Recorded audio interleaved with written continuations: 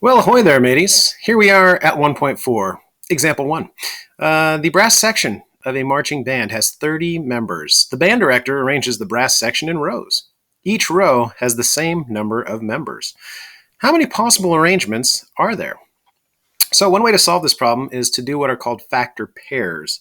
So if you can list out all of the different factor pairs that give you 30, that'll help us figure out the number of arrangements.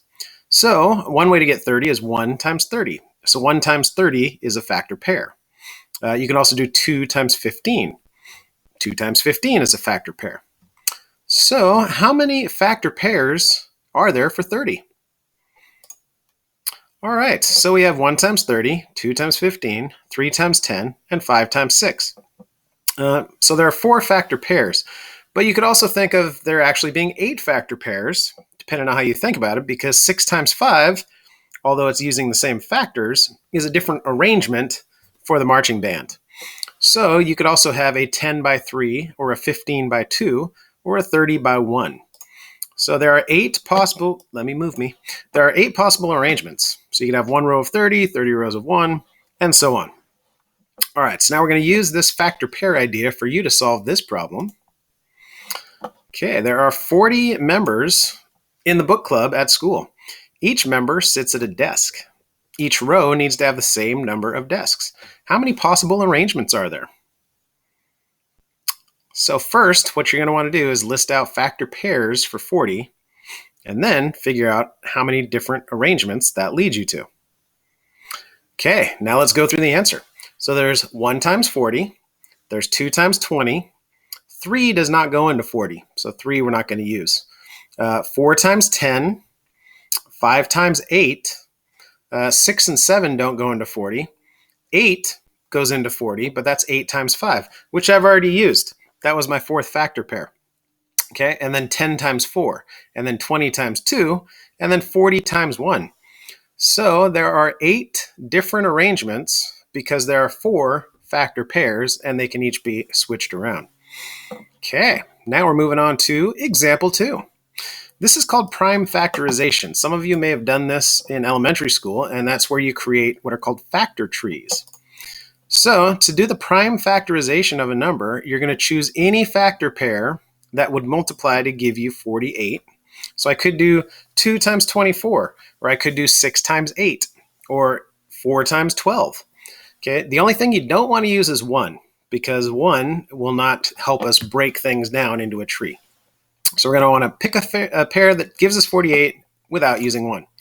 So one example that they're using is they did 2 times 24. Okay, and then you circle the 2 because 2 is a prime number, can't be broken down. And that's why it's called prime factorization. We're trying to break it down into its prime DNA. Okay, 24 can still be broken down. So we could do 2 times 12. Again, circle the 2 because it's prime. Okay, this 12, though, can still be broken down. So they did 4 times 3. Circle the 3 because 3 can't be broken down anymore. This 4 can be broken down to 2 times 2. Okay, so the prime factorization of 48, 48's DNA is 2 times 2 times 2 times 2 times 3. Okay. Normally you would rearrange this and put them in order. And look, they did it a different way. You could also have done 3 times 16 is 48. Circle the 3.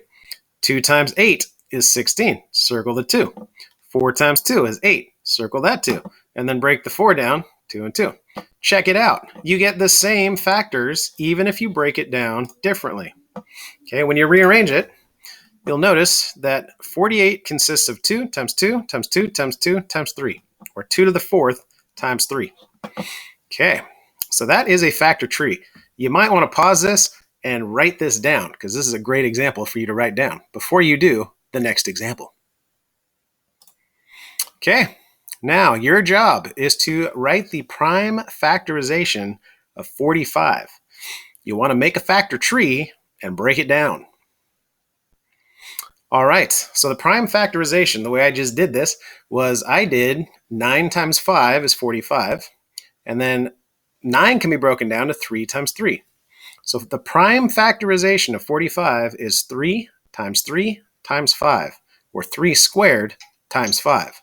Very important. If you have any questions about this, and you rewatch this video and you still have questions about this, you need to come to the on-demand time after our live session and get some help with myself or Miss Cooey, or you can send us an email at any time. And there's now an option to ask a question on Flipgrid.